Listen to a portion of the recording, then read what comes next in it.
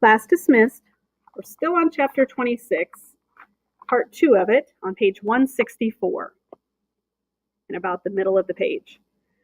But you really are really sure that's him? I asked. It's been a long time. I patted Mr. Wolcott on the shoulder to calm him down.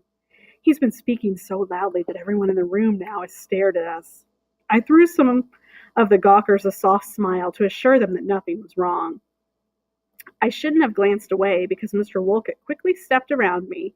He marched towards the guard. "Wait! Come back!" I begged him as he stomped across the room. I hurried after him. As he drew closer to the guard, Mr. Wolcott's face grew fiercer and fiercer. "So, Burrows, at last we meet," Mr. Wolcott barked between clenched teeth. He puffed out his chest and glared at the guard, who was a few inches taller than our pretend teacher. The guard threw Mr. Wolcott a puzzled expression. "Excuse me?" The guard was even older than he had looked across the room. He must have been in his 70s at least. I pointed to his name tag. "Look, his name is Clyde. So he can't be Jeffrey Burrows. It's a different guy." But Mr. Wolcott waved me away. "Names are easily changed." I pulled Mr. Wolcott's arm to lead him away, but he wasn't budging. "Thou art a Castilian king urinal," Mr. Wolcott shouted at the guard. The veins in his neck throbbed and his lips shook. "Thou hast no more brain than I have in mine elbows." "Please, you're going to ruin everything," I pleaded to Mr. Wolcott. I had no idea what our pretend teacher was talking about, but it was obviously meant to be insulting. Our class secret would be exposed. Everyone would blame me. I wondered what Daddy would say when I ended up in jail and needed him to bail me out. Good deeds are a lot more trouble than they're worth. "You scullion, you rampolin, you frustralian, I'll tickle your catastrophe," ranted our half-crazy teacher impersonator, his eyes bulging. The guard had obviously had enough. He held a walkie-talkie and he raised it to his mouth. I was certain that he was calling for backup. Then a bunch of guys would run into the room and tackle Mr. Wolcott. I hoped jail was comfortable. But then a funny thing happened. The guard released his button.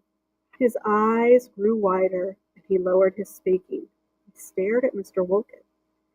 "Hey, I recognize that. You're quoting Shakespeare, right? Was that line from Shakespeare's play King Lear? I read it once, but that was a long time ago. I was a theater major back in the day." Something seemed to click just then. Mr. Wolcott's face relaxed. The wrinkles of rage seemed to disappear. His anger just sort of melted away like an ice cream sundae you've left on the balcony of your high-rise penthouse. He unclenched his fist, he coughed, he smiled. "Actually, that line was from his play, Henry IV, Part 2. I performed it in my youth." "I did regional theater back at home in Kentucky. Nothing too significant," said the guard. I now noticed he had a very slight Southern accent. "Were you an actor?" "I am an actor," Mr. Wolcott corrected him. He seemed to grow taller. He lifted his chin. He laughed. He was a completely different person than the madman I saw an instant ago. He was himself again. He looked down at me, laughed, and said to the guard, I mean, a teacher, of course. Then he put on his monocle and gazed at the guard with a weary eyebrow lift. "See?" The guard nodded. "Ah, yes, indeed. Very academic."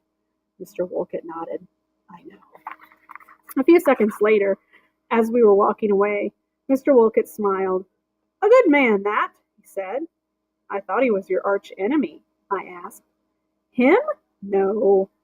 Burroughs would never mistake Henry IV for King Lear. Those two plays weren't even written in the same decade." I was too relieved to say anything else. I just nodded.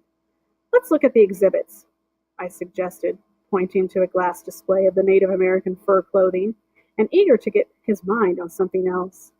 Meanwhile, my heart beat 1,000,000 miles a minute. It's still beating just as fast now.